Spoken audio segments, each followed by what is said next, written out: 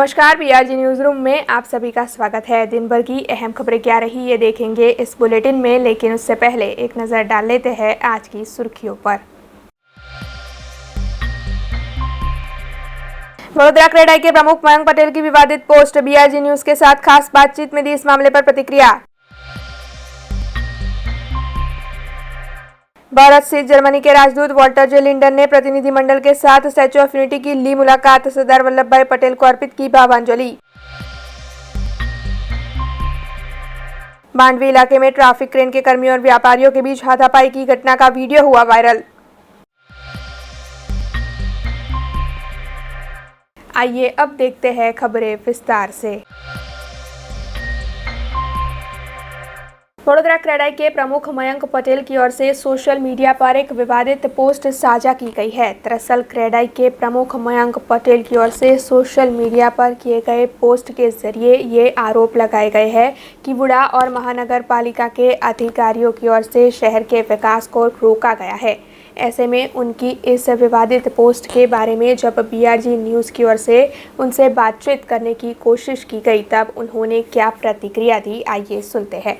જે ફેસબુક ઉપર જે પોસ્ટ છે ને એ લાગણી દર્શાવી છે કે જે છેલ્લા કેટલાય સમયથી સને 2012ની સમયથી વડોદરા શહેરના વિકાસ ઉપર ક્યાંક ને ક્યાંક કોઈ અધિકારીનું જે તગલગી નિર્ણય હતો એના લીધે જે ભોગવવાનું આવી રહ્યું છે, તેમ છતાં પણ એ નિર્ણય પછી પણ એનો નિકાલ નથી થયો। તમામ ટીપી સ્કીમો એવી ને એવી પરિસ્થિતિમાં પડતર છે।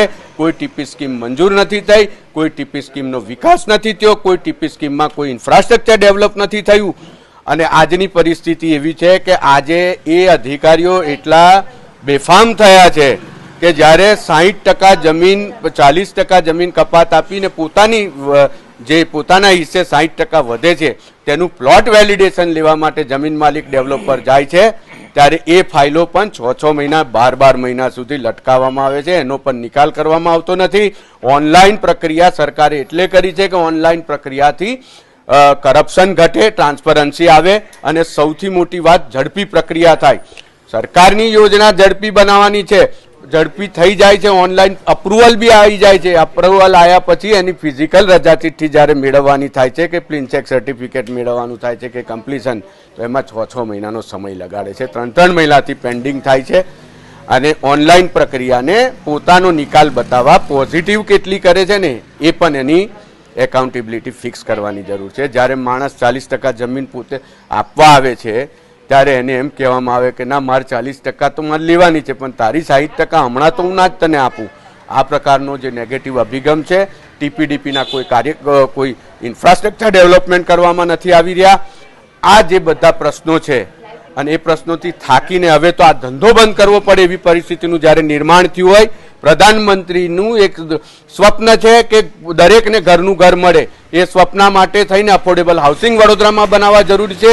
વડોદરા શહેરનો પેરિફેરિયલ જે વુડા વિસ્તાર છે એ વુડા વિસ્તારનું ડેવલપમેન્ટ કરવું જરૂરી છે, પણ ડેવલપમેન્ટની ઉપર ક્યાંક ને ક્યાંક કાળોતરા નાગની જેમ ફાઇલો ઉપર કુંડળી મારીને જે અધિકારીઓ બેઠા છે એમને અમારી સ્પષ્ટ ચીમકી છે, હવે બહુ થયું, હવે નહીં ચાલે। આ પોલિટિકલ કોઈ વાત જ નથી। એ દિવસે બી મારા જ લોકો હતા, મારો જ પરિવાર હતો અને એમાં બી એક સચ્ચાઈ માટે એમની સામે હોય કે સાથે હોય એક જ પરિવારના હતા, પણ એક કોઈ પણ વસ્તુ જ્યારે ખોટી આવશે ત્યારે હું મારી લડાઈ કરીશ। મને કોઈ બદલો લેવાની ભાવના નથી। હું આજે કોઈ પોલિટિકલ વિલને ચેલેન્જ કરતો નથી, હું કોઈ સરકારને ચેલેન્જ કરતો નથી। તમામ ધારાસભ્યોએ, તમામ પોલિટિકલ લોકોએ, સાંસદશ્રીએ અમને ક્રેડાઈને ખૂબ જ સપોર્ટ કર્યો છે, પણ ક્યાંક ને ક્યાંક આ લોકો આમ થવા છતાં પણ કોઈ જ રીતે એમના પેટનું પાણી હાલતું નથી। અધિકારીઓ વડોદરા સાથે બદલો રહી રહ્યા છે, એટલા માટે અવાજ ઉઠાવવો પડ્યો છે। મારું સ્વભાવ નથી કે હું ચૂંટણી લડું।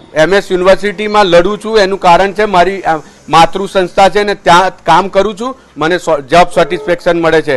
એવી જ રીતે આ ક્રેડાઈ મારી માતૃ સંસ્થા છે, હું ડેવલપર છું, મારી રોજીરોટી આ ધંધામાંથી આવે છે અને આ ધંધા સાથે જોડાયેલા લોકો મારો પરિવાર છે અને પરિવાર માટે જ્યારે જ્યાં અવાજ ઉઠાવવાનો આવશે સૌથી પહેલો હું આગળ હોઈશ। માંગણી સ્વીકારવામાં નહીં આવે તો અમારી પાસે એક જ રસ્તો છે, હવે તો ધંધો બંધ કરવાનો, કટોરા લઈને રોડ પર આવીશું કે અમારું વડોદરા પાછું આપો। जर्मनी गणराज्य में मौजूद भारत के राजदूत वॉल्टर जे लिंडर ने अपने प्रतिनिधि मंडल के साथ स्टैच्यू ऑफ यूनिटी की मुलाकात ली और साथ ही सरदार वल्लभ भाई पटेल की प्रतिमा को उन्होंने भावांजलि अर्पित की। जर्मनी गणराज्य के भारत स्थित राजदूत वॉल्टर जे लिंडर अपने प्रतिनिधि मंडल के साथ नर्मदा पहुंचे। वहां पर उन्होंने स्टैच्यू ऑफ यूनिटी की मुलाकात ली और साथ ही सरदार वल्लभ भाई पटेल की प्रतिमा को भावांजलि अर्पित की। वैसे इतनी विशाल प्रतिमा देखकर वो काफ़ी चौंके और साथ ही उनकी ओर से वहां पर व्यूइंग गैलरी और स्टैच्यू ऑफ यूनिटी के अन्य आकर्षण भी देखे गए। Namaskaram, my name is Walter Johannes Lindner, I'm the German ambassador. Now, मेरा हिंदी बहुत अच्छी नहीं है, लेकिन हिंदी सीख रहा हूँ। मैं उम्मीद है कि एक दिन मेरा हिंदी बहुत अच्छी होगी। So let me continue in English. I'm very impressed by, of course, the dimension of this statue. I wanted to see it since I'm in India. I'm in India since 3 years. I wanted to see it all this time and I couldn't make it, so I made it today. And I'm very impressed and stunned by the dimension, but also by a kind of a atmosphere which it oozes, and it's unity. Because he wanted to have a reunited India, and without him it would have been maybe not united. And then he, as I learned, he was very eager to construct a dam, which is now providing water for the rest of the state. So he has done gigantic steps at his time, and I think it's just amazing to see such a statue. I've seen the Liberty State, I've seen other states, and of course in Rio, but never such a dimension of a statue. So I'm very happy to be here. I want to thank everyone for making this possible, and I promise to be back, and maybe I'll bring back some members of parliament from Germany. Thank you. Mandvi इलाके से इस वक्त यह खबर सामने आ रही है, जहां पर ट्रैफिक क्रेन के कर्मचारियों और व्यापारियों के बीच में हाथापाई की घटना घटी है। दरअसल ट्रैफिक क्रेन के कर्मचारी वाहन उठाने के लिए पहुंचते हैं, उसी तरीके से आज मांडवी इलाके में ट्रैफिक क्रेन की ओर से वाहन उठाए जा रहे थे, लेकिन उसी बीच वहां के व्यापारी और ट्रैफिक क्रेन के कर्मचारियों के बीच में विवाद उठ खड़ा हुआ और फिर हाथापाई की घटना घटी। इस मामले में व्यापारियों की ओर से ये आरोप लगाया जा रहा है कि ट्रैफिक क्रेन के कर्मचारियों ने अपशब्दों का इस्तेमाल किया था। ऐसे में ये वीडियो सामने आया है, जो आप भी देख सकते हैं।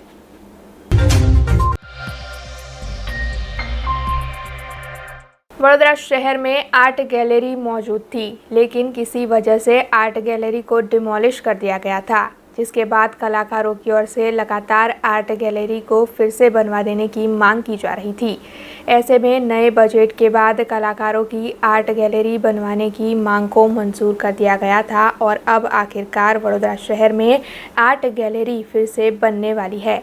ऐसे में आज शहर के मेयर केयूर रोकड़िया के साथ कलाकारों की एक बैठक आयोजित हुई थी, जिसमें मेयर केयूर रोकड़िया की ओर से कलाकारों के आर्ट गैलरी के बारे में सूचन लिए गए और साथ ही कलाकारों की आर्ट गैलरी को लेकर क्या मांगे हैं उसे भी मेयर केयूर रोकड़िया ने सुना और इस मामले को लेकर शहर के मेयर केयूर रोकड़िया ने ज़्यादा जानकारी भी दी। आर्ट गैलरीनी जे प्रमाणे कोर्पोरेशने जाहेरात करी छे, जे फायर ब्रिगेडना जवानो छेल्ला 4 वर्षथी रस्ता पर बेसी रहता था, तो नवुं फायर स्टेशन बने। 3-4 वर्षथी जे आर्ट गैलरी तूटी गई हती अने जे कलाकारोने मनमा जे पीड़ा हती एने समजीने फायर ब्रिगेड अने आर्ट गैलरीनुं कॉम्बिनेशन बदामड़ी फाग खाते ओछामां ओછી जग्यामां बने ए दिशानी अंदर ज्यारे कोर्पोरेशने निर्णय कर्यो छे, त्यारे आर्ट गैलरीवाळा सौ कलाकारो वतीना प्रतिनिधिओ आभार मानवा आव्या हता। वडोदरा एक कलानगरी है અને કલાનગરીની અંદર કલાકારોનો પ્રદર્શની પણ જળવાય એના માટે કોર્પોરેશન સતત પ્રયત્નશીલ હતી અને આજે પણ કલાકારો માટે વડોદરા મહાનગરપાલિકાના મનમાં હંમેશા સંવેદના રહેલી છે। એમને આર્ટ ગેલેરી ઝડપથી મળે એવો અમારો કોર્પોરેશન તરીકે પ્રયત્ન રહે। બસ આગામી દિવસમાં બજેટ પાસ થતાં બજેટના અંદર પ્રોવિઝન કરવામાં આવ્યું છે, એના આધાર પર ટેન્ડર પ્રોસેસ કરી અને પછી ત્યારબાદ ભૂમિપૂજન કરવામાં આવશે। ये आर्ट गैलरी एक बार टेन्डर प्रोसेस थशे त्यारबाद एनो समयगाळो नक्की थशे, एनी डिजाइन बनता अने भाडुं पण जे ते समये कलाकारोने पण पोसाय अने कोर्पोरेशने पण नुकसान न थाय, कोर्पोरेशन पण एनु व्यवस्था जाळवी शके ए मुजब कलाकारोना हितने ध्यानमां राखीने भाडुं नक्की करवामां।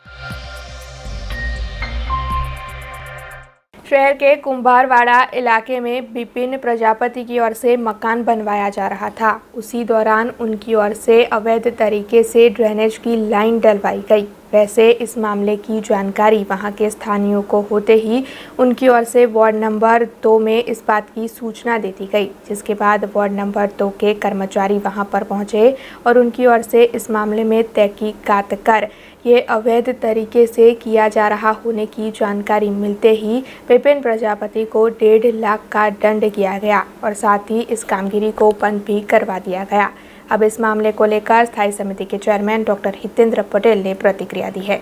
वडोदरा कोर्पोरेशनની હયાત સિચ્યુએશનમાં દરેક નાગરિકને મૂળભૂત સુવિધા મળી રહે એ હેતુથી કેટલાય સમયથી કોર્પોરેશન અલગ અલગ સમયાંતરે પણ એક જાહેરાત કરતી હોય છે કે પોતાના પાણી ડ્રેનેજ અગર પોતે વ્યક્તિ ઈચ્છતો હોય અથવા નગર ઈચ્છતું હોય અથવા સોસાયટી ઈચ્છતી હોય તો એને અમે આપતા જ હોય છે, પરંતુ દર અંદાજ કરીને જ્યારે પણ કોઈ વ્યક્તિ અથવા વ્યક્તિગત સમૂહની સાથે પણ લોકો જે આ રીતે ગેરરીતિ આચરતા હોય છે એમની સાથે કોર્પોરેશન પણ કડકાઈથી કામ કરતું હોય છે અને આવનાર સમયમાં હાલમાં જે સ્થિતિમાં અમે કામ કરી રહ્યા છીએ એમાં જે પણ પ્રકારની ગેરવર્તણૂક દેખાતી હશે એમાં ક્યાંય સાખી નહીં લઈએ। खबरों के बीच वक्त तो चला एक छोटे से ब्रेक का। ब्रेक के बाद फिर लौटेंगे कुछ और खबरों के साथ। BRG ग्रुप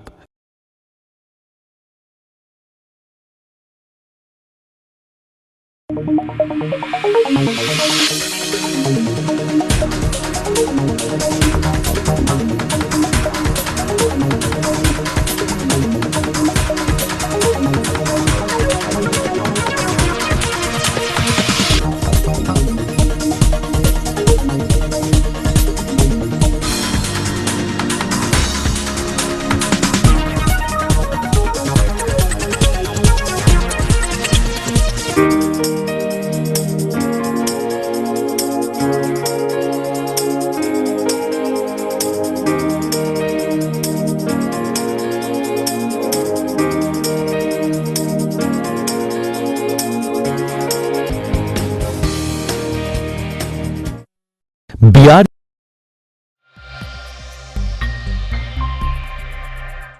ब्रेक के बाद BRG न्यूज रूम में आप सभी का स्वागत है।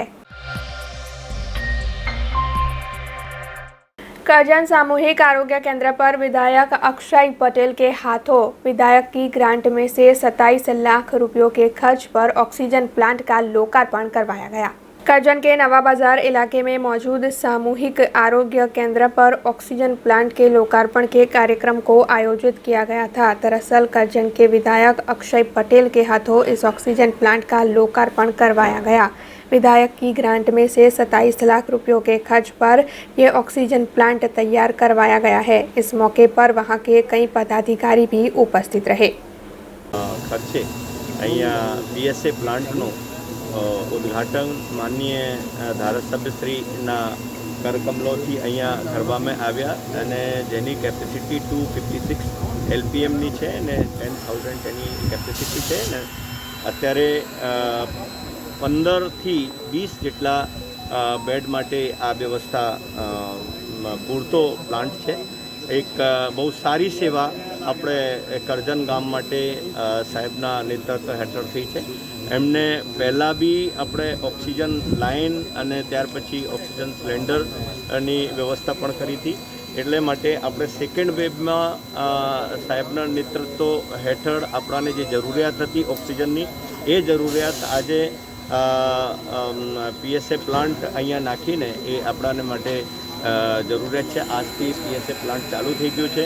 એની પ્યોરિટી પણ મોર દેન 93 છે। એટલે એક બહુ સારી બાબત આપણા સાહેબના નેતૃત્વ હેઠળ થઈ રહી છે અને એમને અનુદાનમાંથી આ પ્લાન્ટ સામૂહિક આરોગ્ય કેન્દ્રને આપે।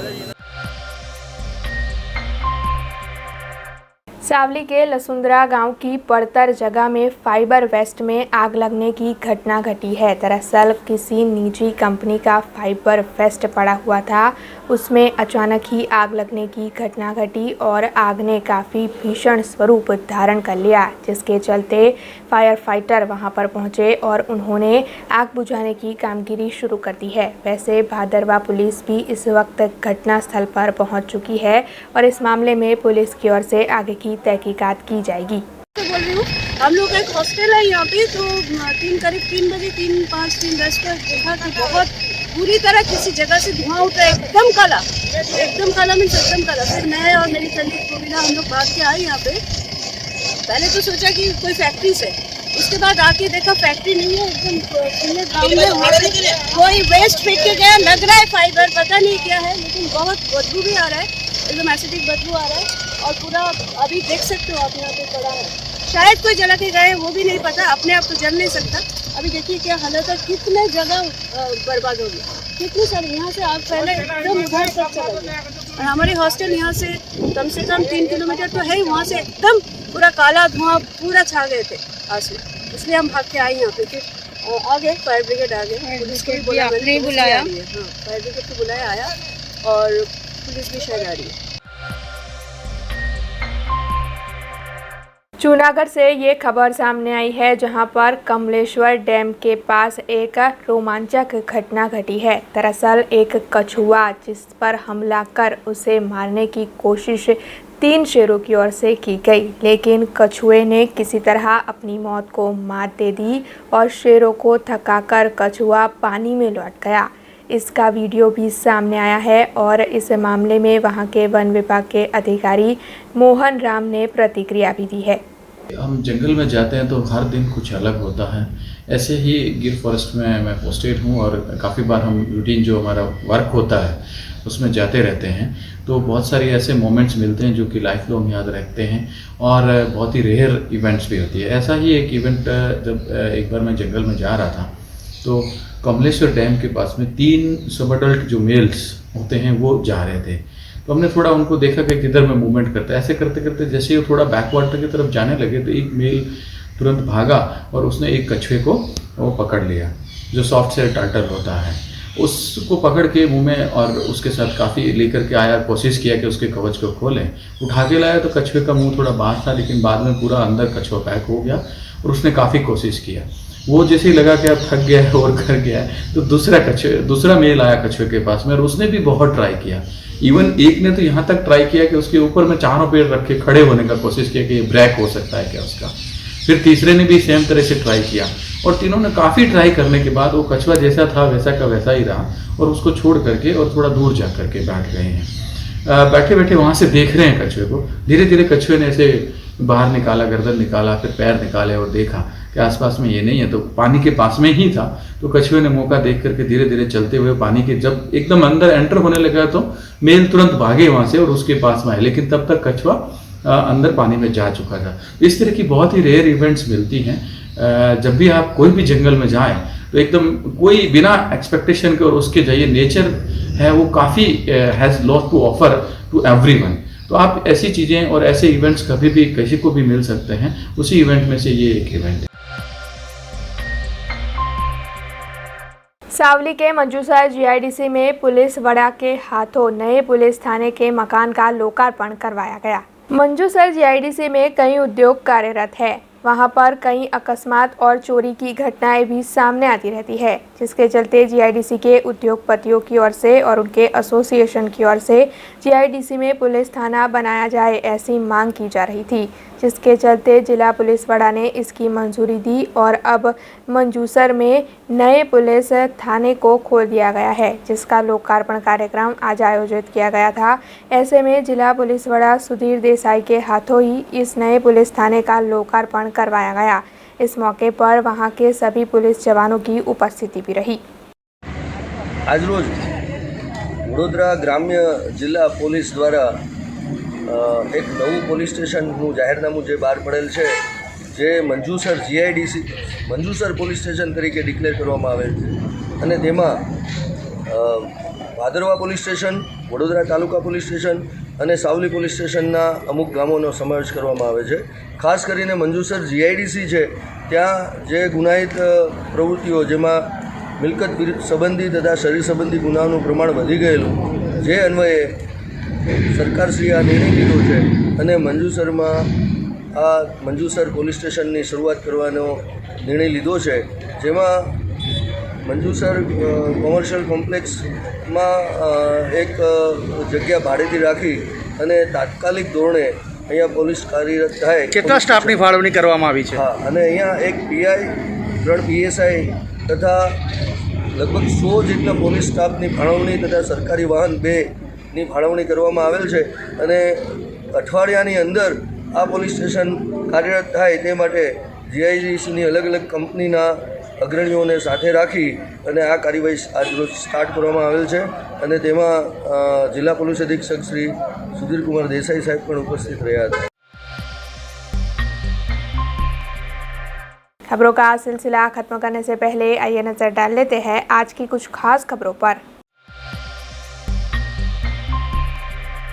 वडोदरा क्रेडाई के प्रमुख मयंक पटेल की विवादित पोस्ट, बीआरजी न्यूज के साथ खास बातचीत में दी इस मामले पर प्रतिक्रिया।